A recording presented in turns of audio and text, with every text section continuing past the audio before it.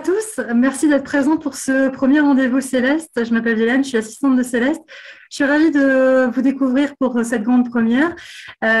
Aujourd'hui, Céleste en fait lance ce format pour vous permettre de poser des questions librement, des questions que vous posez voilà, sur une seule question avec, on va dire, 10 minutes de réponse à peu près pour pouvoir vous donner une direction ou vous aider dans un choix à faire, par exemple.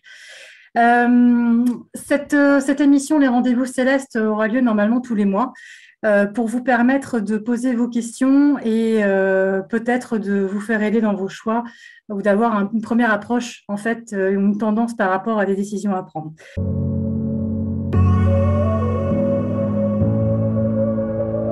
Dira si c'est possible ou pas de faire ça. Vas-y, je t'écoute. Notre famille est embêtée en ce moment, le terme est faible, par un problème de succession. Alors, moi, je suis pas je suis indirectement impactée. C'est mon compagnon qui a subi ça depuis le décès de sa maman en mars 2020. Et on dirait qu'il y a un espèce de tourbillon qu'à chaque fois qu'on arrive à une petite solution, un autre problème se greffe, etc. Donc, il y a un problème avec les héritiers. Voilà. Donc, je ne sais pas si tu peux répondre à ça par rapport… Si tu devais formuler une question, quelle serait-elle, tu vois, clairement? Alors, qu'est-ce que serait ça la question? Quelle peut être la solution, vers quel chemin se tourner pour dénouer ce problème, pour résoudre ce problème, en fait. Je ne sais pas s'il faut que j'en dise plus. Bah, tu vois, non, la réponse, la réponse, elle arrive directe. C'est la carte de la communication. Alors ça, c'est un oracle cosmique qui est une force incroyable. Et la réponse, c'est la communication. Visiblement, il y a un problème de vision commune et de communication autour de cette succession. Alors la question à se poser quand ça se passe comme ça, si c'est un problème de communication avec les vivants ou si des personnes qui appartiennent à cette succession, mais d'un point de vue, je dirais, ancêtre ou descendant, viennent, eux, apporter une voix qui n'est pas entendue. Donc la question, je vais la poser. Oui, il y a une contre-force invisible par rapport à cette succession qui ne se fait pas parce qu'il y a quelqu'un de l'autre côté qui n'est pas entendu dans ce qu'il veut et dans ce qui est… Comme s'il y avait eu un problème de respect de la parole donnée. Voilà.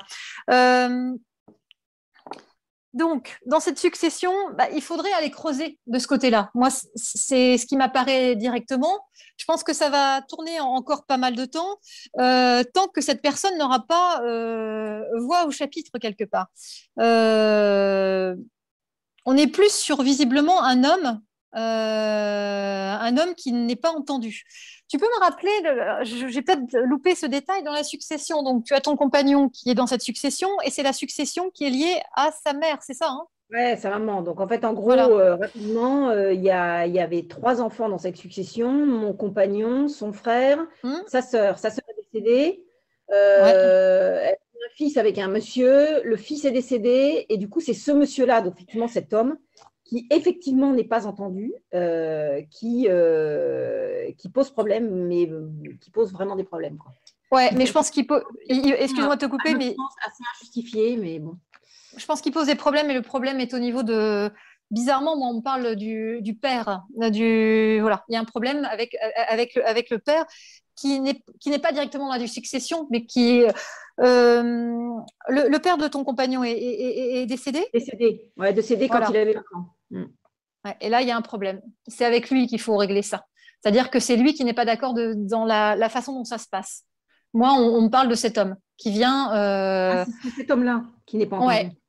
Non, mais parce qu'on me parle d'un père et j'ai l'impression que c'est directement là. Comme s'il y avait quelque chose qui n'était pas respecté dans ce qui avait été transmis.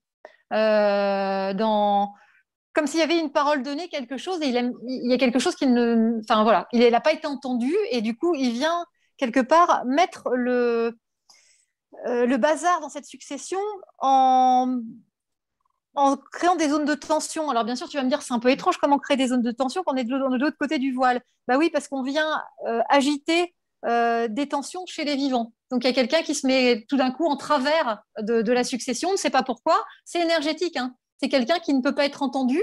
Donc, du coup, il va aller taper sur la personne qui est la plus à même d'entendre ou d'être poreuse par rapport à une énergie. Et du coup, ça va générer des tensions. Mais là, on a un problème de communication entre à la fois les vivants, donc voilà, ce compagnon sur la même branche, et ce père qui n'est pas entendu. Il y a quelque chose à faire ici, je dirais, oui, on est sur au niveau énergétique.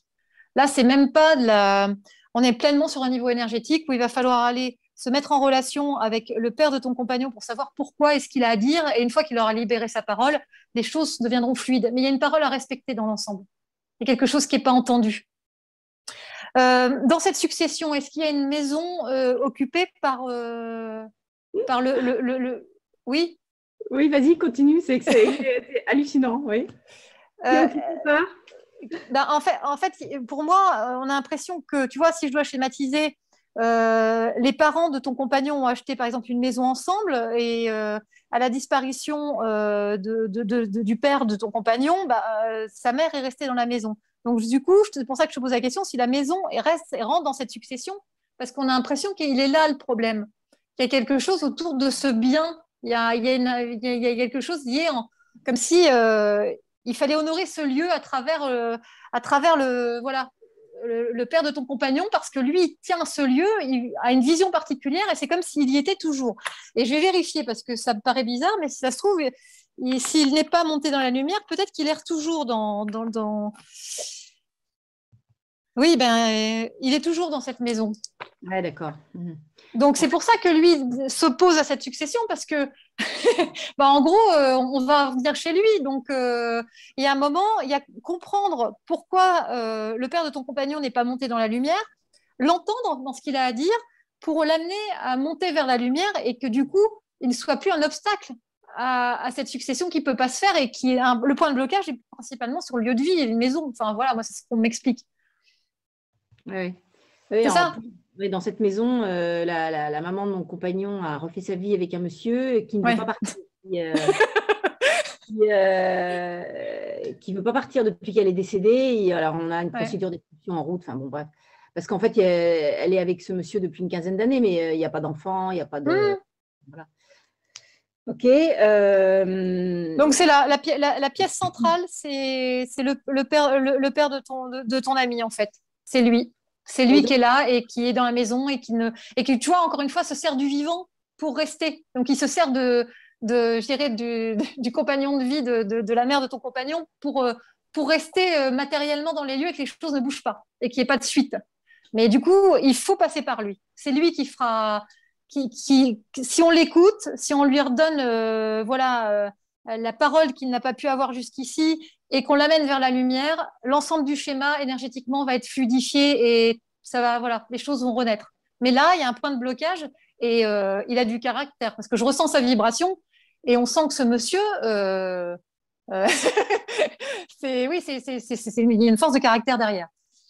Et donc, quand tu dis, par exemple, monter vers la lumière, ça voudrait dire, par exemple, faire un deuil. Mon compagnon avec son père, je pense qu'il n'a pas du tout fait le deuil. Non, mais il ne peut pas faire le deuil puisqu'il n'est pas monté. En fait, il se produit je vais t'expliquer le phénomène, c'est-à-dire que lorsqu'une personne décède, selon sa conception de la mort et les circonstances de son décès, on imagine quelqu'un sait qu'il y a la conception de la vie après la mort, donc attend la lumière s'ouvre, le tunnel s'ouvre, hop, elle monte directement, donc elle passe de l'autre côté.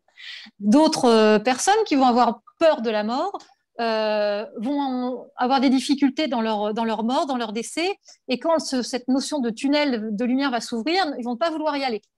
Donc du coup, il y a quelque chose qui est un refus.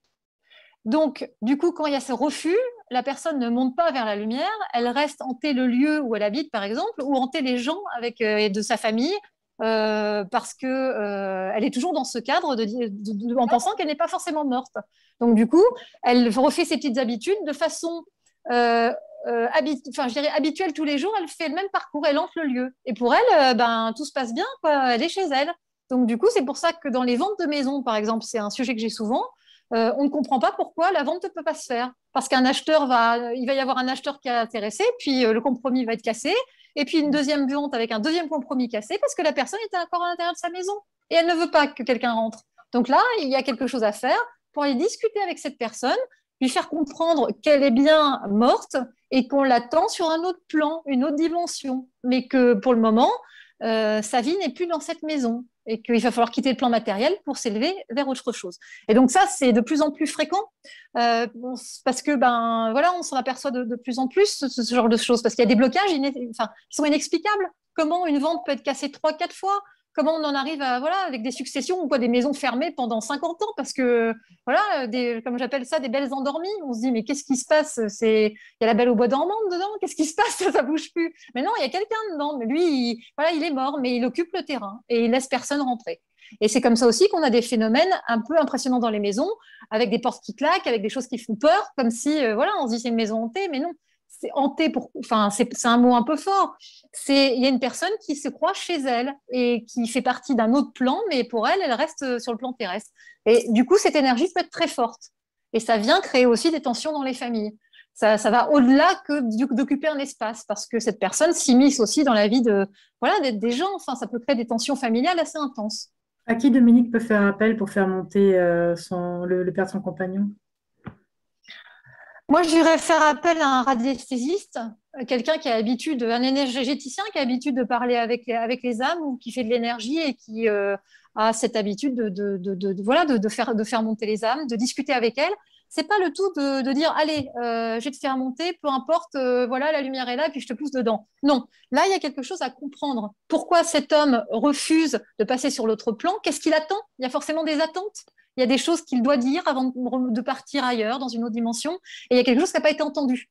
Donc, de toute façon, comme il n'a pas été entendu, lui, il est, je veux dire, les bras croisés et les poings serrés en colère en disant tant que je ne serai pas entendu, je resterai là, de toute façon. Donc, on ne me dégagera pas de ma maison.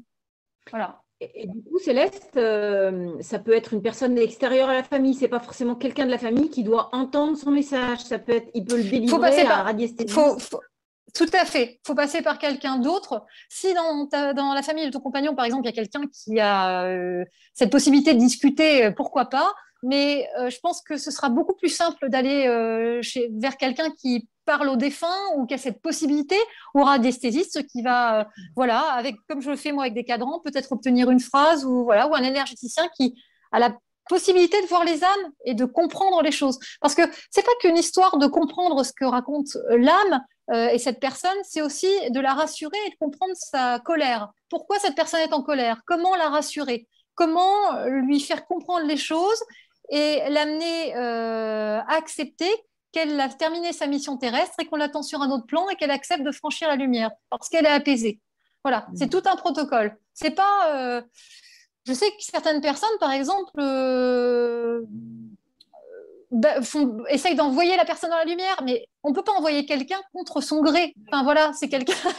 Donc il y a toute une compréhension à avoir et il faut que la personne soit prête à y aller. Et ça se fait naturellement, mais ça ne peut pas se faire dans la force, dans le rapport de force. Il y a quelqu'un là à comprendre, à rassurer et à accompagner. Et ce qui est le plus beau là-dedans, c'est qu'une fois que cette âme est accompagnée de l'autre côté, généralement, elle comprend quelque part son erreur et son entêtement et c'est la première à aider de l'autre côté pour que les choses se fluidifient en ayant une sensation de se dire ben oui, j'ai pas compris la situation, maintenant je vais réparer. Et c'est pour ça que ça va très vite après. Parce qu'en plus, il y a cette force de l'autre côté qui est un catalyseur pour justement générer une nouvelle lumière et un nouvel éclairage par rapport à cette problématique. Est-ce que le radiesthésiste en question doit être présent dans le lieu? Parce qu'actuellement, c'est impossible. Non, ça se fait à distance, ça. Il y a cette possibilité de le faire à distance. On se connecte directement au lieu, on voit les forces en présence. Après, chacun fait comme il le souhaite, mais je sais qu'à distance, ça peut avoir la même force. Quand on parle de vibratoire, il n'y a pas de notion de distance ni de temps. Donc, voilà. Moi, tu vois, là, je suis avec toi, mais je peux très bien arriver tout de suite dans ta maison, te dire ce qui s'y passe. Enfin, voilà. En termes d'énergie, ressentir les présences autour de toi, j'ai pas besoin de me déplacer. D'accord. Tu vois, c'est voilà. Juste une dernière question, après je laisse la parole aux autres. Oui. Est-ce qu'il faut que les héritiers soient d'accord avec le principe? Parce que clairement, mon compagnon est quelqu'un de très cartésien. Si je lui explique tout ça, je ne suis pas sûre que ça va le… Alors, je pense qu'il ne faut pas forcément… Cette démarche pour lui sans qu'il le sache, est-ce que ça marche? Non, tu ne peux pas lui cacher. Je pense qu'en plus, là, on parle de son père. Donc, oui, son père, non, je pense qu'il ne faut pas forcément une vision commune au sein voilà, de la succession. En tout cas, il faut au moins qu'il y ait une personne qui se dise « Moi, je suis en accord avec ça et je vais y aller. » Parce qu'en fait, il faut délivrer cette personne de sa prison quelque part. Donc, à partir du moment où il y a une intention pure émise au départ, c'est pas le nombre, voilà, c'est voilà. Moi, quelqu'un peut se dire, moi, je prends cette responsabilité d'aller comprendre la difficulté et l'aider. Voilà. Donc après, ça peut être partie de la famille, ça peut pas être moi, par exemple. Je trouve ça quand même mieux. Après, voilà, je pense qu'il faut quand même. Tu peux pas brusquer les choses, c'est-à-dire que, je me mets à la place de ton compagnon, il va avoir l'impression que tu forces les choses ou que tu fais les choses dans son dos. Donc même si tu peux l'accompagner en lui disant peut-être que tu n'y crois pas, mais écoute, si c'est une solution, on va la tenter et tu verras bien. Mais en tout cas, je pense que faut pas être dans une notion de séparation ou d'exclusion justement, parce que comme il y a déjà un problème de communication. Oui. Ça va encore, tu vois, c'est comme si ça s'immisçait encore en plus en disant je vais, voilà, donc non, justement le but de cette difficulté c'est de rassembler et de relier les gens ensemble autour d'une cause commune, et la cause commune c'est la lumière, donc tu vois, c'est comment on peut mettre ensemble nos forces et nos visions pour amener cette personne à être apaisée et à retrouver son chemin. Voilà, c'est ça que ce soit lui qui soit face à toi, à quelqu'un qui sache faire ça, quoi. Oui, mais ouais. Après, quand l'intention est là, oui, ça se met en place. Super. Merci Dominique. Okay.